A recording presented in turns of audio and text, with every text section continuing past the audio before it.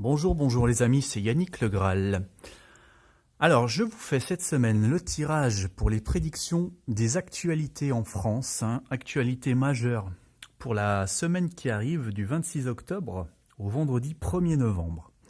Alors, ce qu'on va essayer de faire aujourd'hui par rapport à d'habitude, c'est que je viens d'effectuer le tirage des cartes, par contre, je ne les ai pas encore regardées. D'habitude, je retourne, je fais en solo hors caméra l'interprétation. Une fois que j'ai compris, eh bien j'enregistre et puis je vous la livre. Souvent je fais trop jouer le mental quand c'est comme ça. Et je passe à côté de mes premières intuitions qui sont souvent plutôt bonnes. Donc voilà, cette semaine on va essayer de faire comme ça. Je vais retourner directement. Ça va peut-être être un peu plus laborieux que d'habitude. Mais bon, on va voir ce qui en sort, ça peut être intéressant. Je voulais aussi vous dire que les tirages pour la semaine prochaine, à partir de lundi, des horoscopes ont été mis en ligne depuis ce matin. Voilà, les 12 signes sont achevés. Donc c'est sur la chaîne Yannick Le Graal Astro. Allez-y, abonnez-vous, donnez-moi vos avis. Il y a déjà pas mal de personnes qui sont allées, déjà plus de 600 abonnés en une semaine. Donc c'est avec plaisir que je vous retrouve sur l'autre chaîne également. Alors, bon ben on y va. Événement 1, on part tout de suite. Alors, ah bah tiens, une carte que je ne connais pas non plus. Chevalier de bâton. Alors, on a quelqu'un qui a l'air d'avoir lâché un peu les rênes, de n'avoir plus vraiment de contrôle. Il a l'air d'avoir un message à porter sous le bras, d'être emporté par la fougue de son cheval. On va voir. D'abord, on décrit simplement les cartes et puis on va voir à la fin comment le message semble s'articuler, si c'est cohérent. Alors là, j'ai choisi le tarot de l'Olympe cette semaine, que je n'ai jamais pris pour ce genre de tirage non plus. Ah ben, alors le char. Là, il va peut-être falloir que je me reporte un petit peu à la notice pour savoir exactement à quelle scène ça se rapporte de la mythologie. En tout cas, vous voyez déjà qu'on est totalement dans la même idée. On a encore quelqu'un qui tient des rênes et qui semble emporté encore par une fougue. Donc, alors on va voir, je vais aller lire qui c'est exactement cette représentation. Ça va peut-être nous donner un indice, sans trop partir dans le mental non plus, mais enfin, c'est intéressant à savoir. Eh bien, figurez-vous qu'on a Hermès. Hermès, le dieu messager, le plus jeune des dieux. Il sait être un guide, mais il est souvent la proie de l'autosatisfaction. Pensée vaniteuse, conviction, confiance. Là, pour l'instant, ça confirme l'intuition que j'ai eue là sur la première carte. Quelqu'un qui se laisse emporter par sa parole peut-être. Voilà, on a peut-être, je pense peut-être à Éric Zemmour en ce moment, dont on entend parler tous les jours et qui hérisse le poil de beaucoup de personnes. Voilà, peut-être Éric Zemmour emporté par des propos. On va voir ce que nous dit le reste. Quelqu'un qui chute. La chute. Là, on a quelqu'un. Alors, c'est plutôt quelqu'un qui a du pouvoir, ça, normalement. Un dirigeant politique qui est mis en face, de ses propos ici. On lui renvoie. On va voir. Promotion. Promotion. Alors là, on a quelqu'un qui est en train de gravir une montagne. Donc, promotion. C'est l'élévation, c'est passer au rang supérieur. Maintenant, on voit que ce personnage, il est quand même suspendu dans le vide, quelque part. Ça tient à pas grand-chose, sa situation. Donc moi, pour résumer, alors là, cette carte, c'est intéressant parce qu'elle nous dit, donc on a bien un messager, elle nous dit, il est important de faire attention autant au message qu'au messager, comme quoi le porteur du message est quelqu'un qui compte. Donc là, on s'intéresse vraiment à la personne qui parle, qui vous apporte une info. Parce que là, voilà, je me demandais quand même, on a une redondance entre ces deux cartes. Il y a forcément une info supplémentaire. Donc c'est peut-être celle-là. L'info ici, c'est de s'intéresser aussi au porteur du message et non pas seulement au message. Donc voilà, moi je vois quelqu'un d'un peu fougueux qui se laisse peut-être dépasser par les paroles, par les messages qu'il transmet. Et donc là, j'ai l'impression d'une chute. Alors, il y a pas mal de personnes, notamment sur la chaîne où il travaille, Éric Zemmour, qui ont signé des pétitions pour pour qu'il soit expulsé, viré. Après sa promotion, hein, ça pourrait être ça, après sa promotion, la chute. Donc là, je me demande quand même s'il n'y a pas une histoire de chute, hein, pour Zemmour, hein, qui fait trop polémique. Voilà. Allez, on regarde l'événement 2. Le jugement. Alors, jugement pourra être dans un jugement politique, hein, un jugement de justice, éventuellement. On peut être dans des personnes qui retrouvent quelqu'un qui a longtemps été disparu, hein, peut-être le retour d'un disparu. On va voir comment ça se précise. Ah, mais ça, c'est Cerbère, le gardien des enfers, avec le 8 de bâton. Donc là, on voit ce qui semble être des esprits. Alors peut-être quelqu'un qu'on croyait décédé. Pourquoi Cerbère?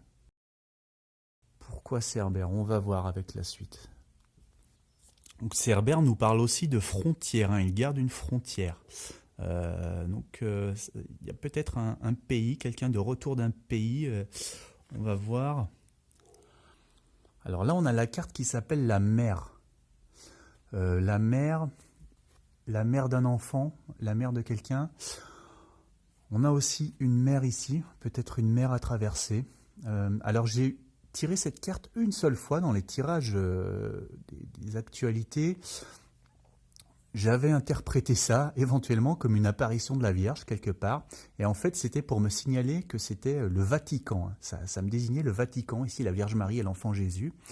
Est-ce qu'il y a un rapport avec la religion dans ce retour, dans ce franchissement de frontières? Bon, on va voir. Dernière carte, qu'est-ce qu'on a? On a la chance. La chance. Donc apparemment, ce retour, cette réunion, elle se fait sur un coup de chance inespéré. Ouais, et maintenant, c'est la mère qui m'intrigue au milieu de ce tirage. La Vierge et l'enfant Jésus.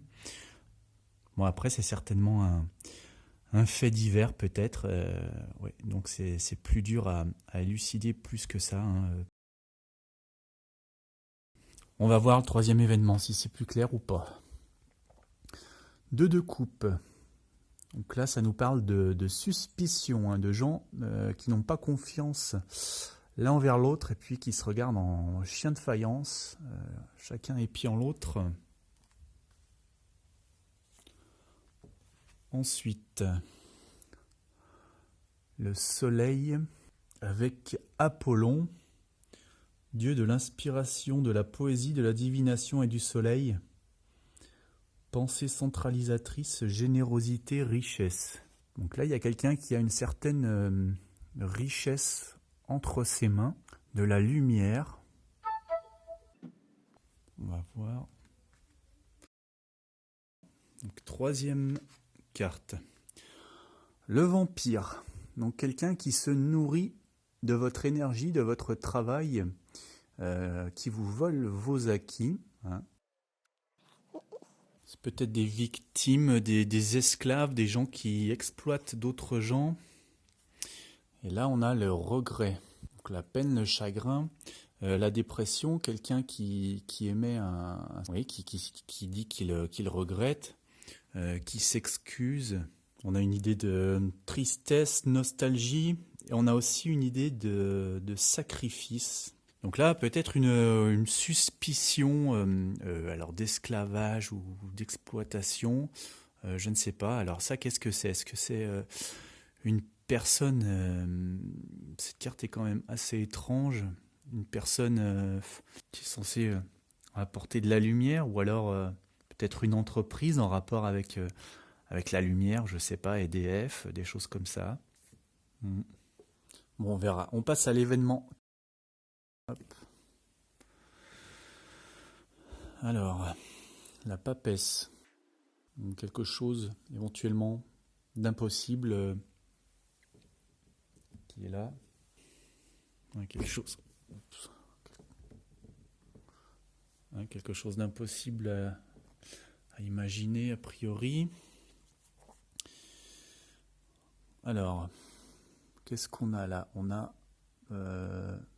Thésée, a priori, qui vient de tuer le Minotaure hein, dans un labyrinthe, qui repart avec un fil, avec le fil d'Ariane, et c'est le 4 de denier.